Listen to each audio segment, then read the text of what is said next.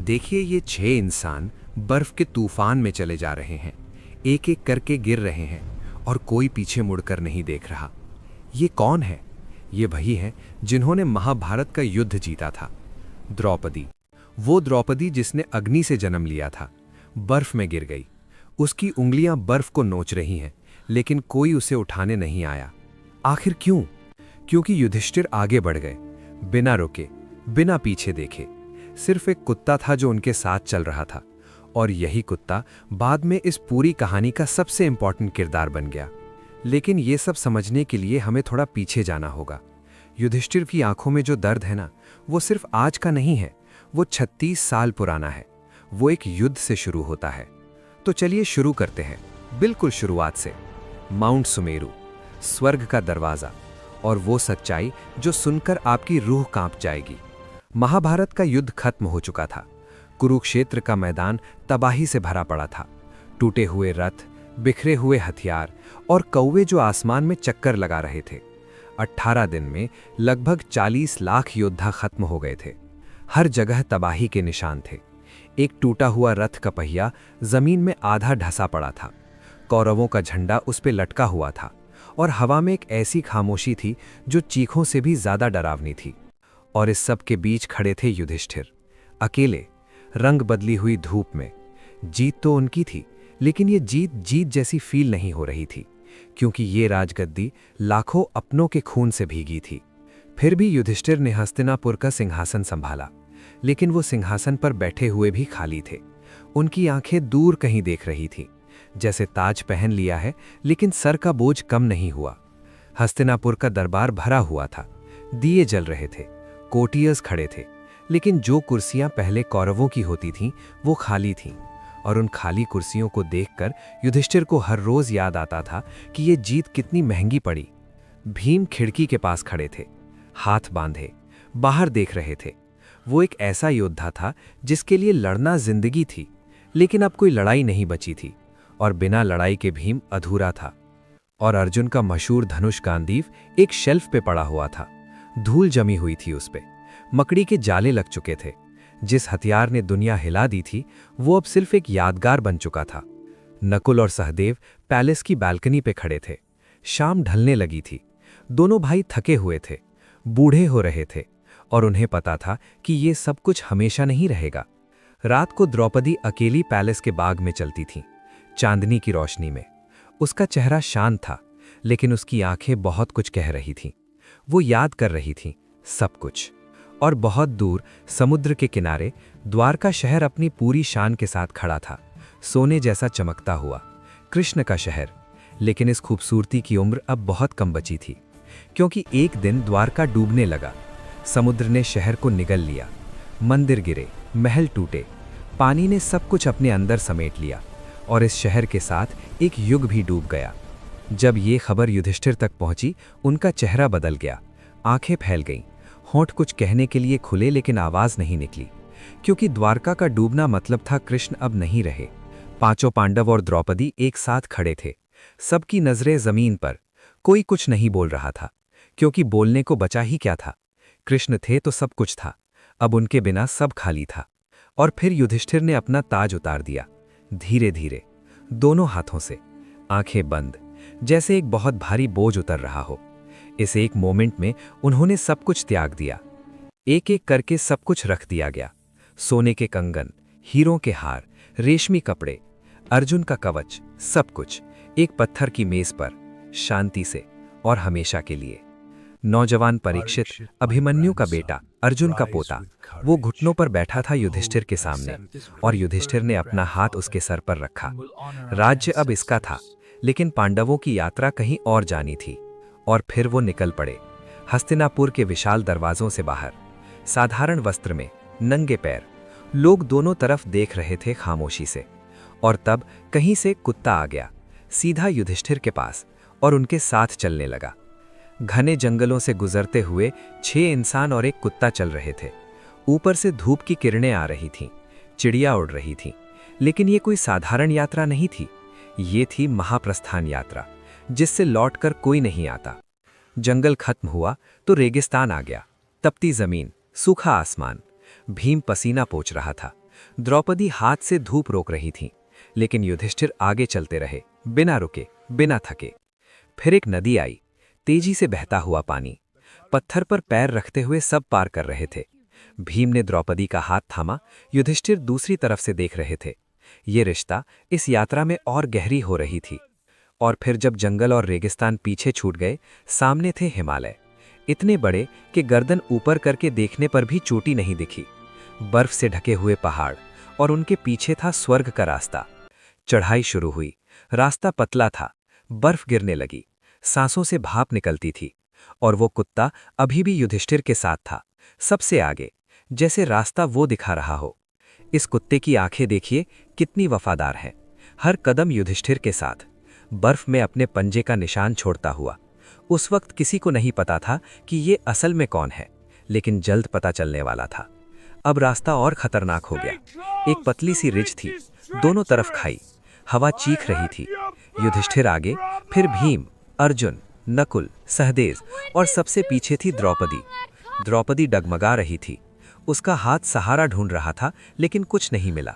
उसकी आंखें थकी हुई थीं, लेकिन वो फिर भी चल रही थीं, क्योंकि द्रौपदी कभी हार नहीं मानती थी। लेकिन आज द्रौपदी गिर गई, धीरे धीरे, पहले घुटने, फिर हाथ, फिर पूरा जिस्म बर्फ में आ गया। उसके बाल बर्फ पर फैल गए जैसे काली नदियां, और बर्फ के उस सफेद कैनवस पर वो हमेशा के लिए रुक गईं।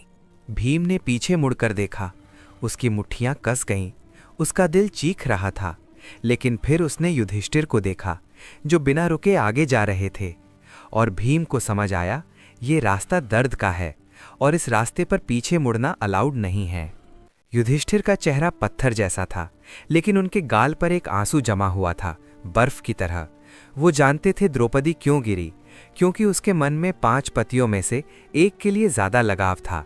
ये उनका पक्षपात था, और यही उन्हें रोक गया। अब 5 थे, सिर्फ 5, और वो कुत्ता। द्रौपदी की सांसें दूर पीछे छूट गई थीं। बर्फ उन्हें और उसके बीच एक सफेद दीवार की तरह खड़ी थी। आगे जाना था, बस आगे। फिर सहदेव गिरे, चुपचाप, बिना किसी आवाज के, जैसे कोई किताब बंद हो गई हो। कारण उन्हें अपनी बुद्धि पर गर्व था। वो मानते थे कि वो सबसे ज्यादा ज्ञानी हैं, और ये अहंकार उन्हें ले डूबा। उसके बाद नकुल, सबसे सुंदर। उनका चेहरा जब बर्फ में गिरा तो लगभग बर्फ में घुल गया। इतना गोरा, इतना सुंदर, लेकिन वो सुंदरता ही उनकी कमजोरी थी।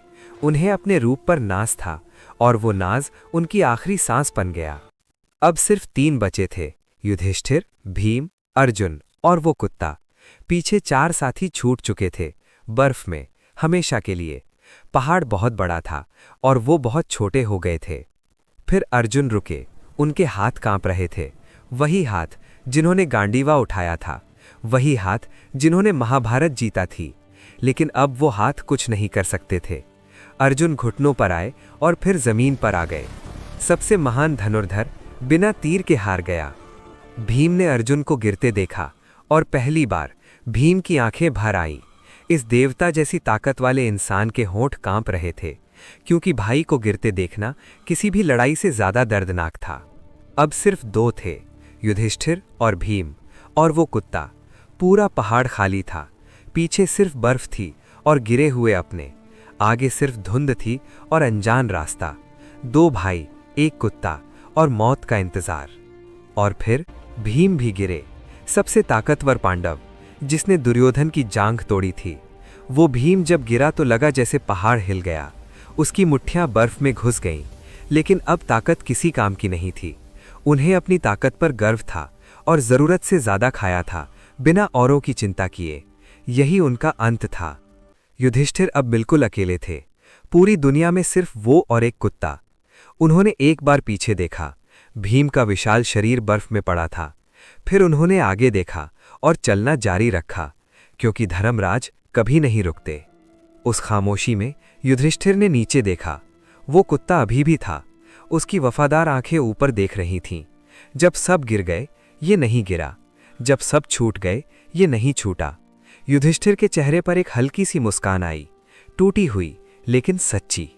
और फिर वो पहुंचे चोटी पर, माउंट सुमेरु की सबसे ऊंची जगह। नीचे अंधेरे बादल थे, और ऊपर से एक ऐसी रोशनी आ रही थी जो इस दुनिया की नहीं थी। सोने जैसी, भगवान जैसी, और उस रोशनी में कुछ उतर रहा था। देवराज इंद्र का विमान, सोने का रथ, चमकती हुई दिव्य घोड़े, आसमान से नीचे आता हुआ। बादल दोनों तरफ हट रहे थे और युधिष्ठिर अपने कुत्ते के साथ खड़े देख रहे थे। एक इंसान और भगवान का रथ। इंद्र उतरे रथ से, उनके पैर जहां पड़े वहां बर्फ पिघल गई। उनके शरीर से सोने की रोशनी निकल रही थी और सामने खड़े थे युधिष्ठिर, फटे हुए कपड़ों में, थके हुए, कमजोर, लेकिन उनकी आंखों में अभी भी एक रोशनी थी जो इंद्र की रोशनी से कम नहीं थी। इंद्र ने कहा, तुम धर्म के सच्चे सेवक हो युधिष्ठिर, स्वर्ग तुम्हारा इंतजार कर रहा है। इस रथ में बैठो, तुमने ये हक कमाया है। लेकिन युधिष्ठिर ने कुछ ऐसा किया जो किसी ने एक्सपेक्ट नहीं किया था। उन्होंने अपना हाथ नीचे किया, उस कुत्ते के सर पर रखा और कहा, ये कुत्ता भी मेरे साथ चलेगा, बिना इसके मैं नहीं जाऊंगा। इंद्र हैरान रह गए। देवताओं के राजा को एक इंसान ने मना कर दिया, वो भी एक कुत्ते के लिए। इंद्र ने कहा, स्वर्ग में कुत्ते का कोई स्थान नहीं है, लेकिन युधिष्ठिर नहीं माने। युधिष्ठिर कुत्ते के सामने खड़े हो गए, जैसे एक दीवार। उन्होंने कहा, जब सब गिर गए, ये मेरे साथ रहा, मैं इससे छोड़कर स्वर्ग नहीं जा सकता। अगर ये नहीं जाएगा तो मैं भी नहीं जाऊंगा। ये था एक इंसान का फैसला, जिसने स्वर्ग से ज्यादा वफादारी को चुना। और उसी पल कुछ ऐसा हुआ जो सब कुछ बदल गया। वो कुत्ता चमकने लगा, उसका शरीर रोशनी में घुलने लगा, आकार बदला, बर्फ पिघलने लगी, और जहां एक कुत्ता था वहां अब एक दिव्य शक्ति खड़ी थी। वो कुत्ता कोई साधारण कुत्ता नहीं था, वो थे साक्षात धर्मदेव, स्वयं धर्म, युधिष्ठिर के पितामह। सफेद सोने के वस्त्र, चेहरे पर शांति, आंखों में गर्व। उन्होंने कहा, मैं तुम्हारी परीक्षा ले रहा था पुत्र, और तुम पास हो गए। और फिर युधिष्ठिर ने स्वर्ग में कदम रखा। सोने के दरवाजे खुले, रोशनी चारों तरफ थी, फूल हवा में तैर रहे थे, हर चीज चमक रही थी। ये था स्वर्ग, और युधिष्ठिर यहां अपने शरीर के साथ आए थे, जो आज तक किसी के साथ नहीं हुआ था। स्वर्ग का नजारा ऐसा था कि आंखें बंद करके सोचें तो भी इतना खूबसूरत इमेजिन नहीं कर सकते। सोने के खंभे, हीरे की दीवारें, दिव्य जीव हर जगह। लेकिन युधिष्ठिर की नजरें कुछ ढूंढ रही थीं, अपने भाइयों को, द्रौपदी को। और तभी युधिष्ठिर रुक गए। उनका पूरा शरीर अकड़ गया, उनकी आंखें फैल गईं, उनकी मुट्ठियां कस गईं, क्योंकि उन्होंने कुछ ऐसा देखा जिसने उनके विश्वास की नींव हिला दी। दुर्योधन, हाँ, वही दुर्योधन, सोने के सिंहासन पर बैठा हुआ, आराम से मुस्कुराते हुए, स्वर्ग में। वो इंसान जिसने द्रौपदी का अपमान किया, जिसने युद्ध करवाया, जिसने लाखों लोगों की जान ली, वो स्वर्ग में सुख भोग रहा था। युधिष्ठिर का खून खौल गया। पहली बार वो इंसान जिसने कभी गुस्सा नहीं दिखाया, उसके चेहरे पर आग थी। उन्होंने पूछा, ये कैसे हो सकता है? ये अधर्मी यहाँ है तो मेरे भाई कहाँ हैं? और तब उन्हें ले जाया गया। सोने की दीवारों से दूर, अंधेरी गलियारों में रोशनी पीछे छूट रही थी। रास्ता तंगा होता जा रहा था, ठंडा होता जा रहा था, और युधिष्ठिर का दिल डूबता जा रहा था। और फिर वो पहुंचे एक ऐसी जगह जिसे देखकर उनकी सांसें रुक गईं। अंधेरा, गहरी चीखें, लाल धुंध, ये था नरक। और यहाँ का नज़ारा किसी भी युद्ध से ज़्यादा भयानक था, क्योंकि वहाँ थे भीम जंजीर में, अर्जुन घुटनों पर, नकुल और सहदेव दर्द में, और द्रौपदी जिसके हाथ युधिष्ठिर की तरफ बढ़े हुए थे। सब दुख में थे, सब तकलीफ में थे, और युधिष्ठिर कुछ नहीं कर सकते थे। युधिष्ठिर टूट गए, घुटनों पर आ गए, रो पड़े, जोर से, बिना रोके। उन्होंने चिल्लाकर कहा, अगर यही इंसाफ है तो मुझे भी यहीं रहने दो, मैं अपने भाइयों के साथ रहूंगा, स्वर्ग नहीं चाहिए मुझे। और ये थे युधिष्ठिर, जिन्होंने स्वर्ग त्याग दिया एक कुत्ते के लिए, और अब नरक चुन रहे थे अपने भाइयों के लिए। ये इंसान नहीं था, ये धर्म था, चलता फिरता, जीता जागता। और उसी पल सब कुछ बदल गया। अंधेरा फटने लगा, दीवारें टूटने लगी, हर तरफ से रोशनी फूटने लगी, जैसे कोई सपना तोड़ दिया गया हो, जैसे कोई परख का वक्त खत्म हो गया हो। क्योंकि ये सच नहीं था, ये माया थी, एक आखिरी परीक्षा। और जब रोशनी पूरी तरह फैल गई, सामने खड़े थे भीम, अर्जुन, नकुल, सहदेव और द्रौपदी, सब दिव्य रूप में, चमकते हुए, मुस्कुराते हुए। कोई दर्द नहीं था, कोई दुख नहीं था, सब कुछ ठीक था, सब कुछ हमेशा से ठीक था। युधिष्ठिर आगे बढ़े, आंखों में आंसू थे, लेकिन होठों पर मुस्कान थी। पांचों भाई, द्रौपदी, धर्मदेव, इंद्र सब वहां थे, और युधिष्ठिर घर आ गए थे, सच्चे घर। और दुर्योधन, उसका स्वर्ग वो असली नहीं था। शास्त्रों के अनुसार जिसके पाप ज्यादा हैं, उसे पहले थोड़ा स्वर्ग मिलता है, फिर अनंत समय तक उसे अपने कर्मों का फल भुगतना होता है। और जिसके पुण्य ज्यादा हैं, जैसे पांडव, उन्हें पहले थोड़ी कठिनाई मिलती है, फिर हमेशा के लिए शांति मिलती है। सोचिए, कुरुक्षेत्र से लेकर सुमेरु तक, राजमहल से लेकर बर्फ तक, ताज उतारने से लेकर कुत्ते के लिए स्वर्ग त्यागने तक, ये यात्रा सिर्फ पांचों भाइयों की नहीं थी, ये यात्रा हर इंसान की है। क्योंकि द्रौपदी का पक्षपात, नकुल की सुंदरता का गर्व, सहदेव की बुद्धि का अहंकार, अर्जुन का आत्मविश्वास और भीम की ताकत का घमंड, ये सब हमारी कमजोरियां हैं। हम में से हर एक में एक पांडव छुपा है। तो सवाल ये है, जब आपकी बारी आएगी, जब आपके सामने स्वर्ग होगा और पीछे एक वफादार साथी, तो आप क्या चुनेंगे, स्वर्ग या वफादारी? क्योंकि युधिष्ठिर ने अपना जवाब दे दिया था।